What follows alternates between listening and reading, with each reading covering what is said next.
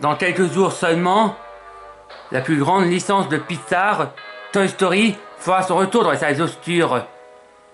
Sauf qu'aujourd'hui, il est question de la première suite hors Toy Story produit par Pixar, Cars 2, celui-là même qui fut à sa sortie considéré comme le premier faux pas du célèbre studio d'animation.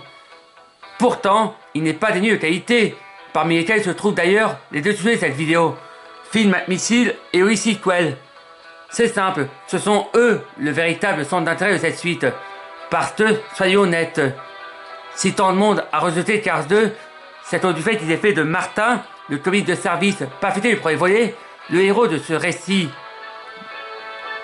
Donnant ainsi plus la pression de regarder un long épisode de la très mal aimée série Cartoon plutôt qu'une suite pour connaître Cars. À l'inverse, le duo Finn-Ollie a parfaitement sa place dans ce récit. Après tout, ils sont espions et de ce fait s'intègrent parfaitement à l'intrigue d'espionnage de Cars 2 comme aux enjeux qui vont avec. De plus, ils ont chacun leur personnalité bien définie. Finn étant un James Bond version voiture, avec le côté british et l'expérience du terrain qui vont avec, tandis que Holly est une débutante qui a plus l'habitude de suivre les opérations plutôt que de les mener, mais sait malgré tout se montrer compétente et efficace sur le terrain.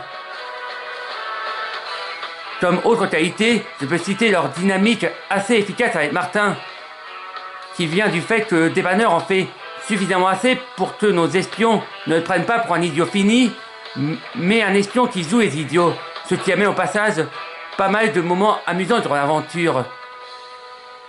Bien sûr, je n'oublie pas leurs gadgets et armements qui les rendent assez classe, ainsi que les performances vocales de Amy Martiner et Michael Caine en VO, comme de Amber Wilson et Mélanie Duquet en VF, qui participent grandement à la réussite de ces personnages.